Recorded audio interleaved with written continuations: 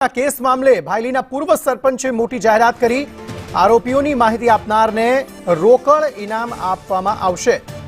दर्पण पटेल ने कहूं कि माहिती आपनारने 50,000 रोकड़ा आपवामां आवशे। आ आरोपीओने हूँ तमने थोड़ी ओळख आपું છું। आरोपीओ पासे स्प्लेन्डर अथवा तो पेशन जेवुं बाइक हतुं। एक आरोपी ना आ रीते माथा पर चश्मा हता। एक आरोपी ने कान में बूटी हती अने कुल 5 आरोपी हता, जे पैकी दुष्कर्म करनारा 3 आरोपी त्या स्थळ पर हता। एना सिवायना बीजा 2 आरोपी त्याथी भागी छूट्या हता।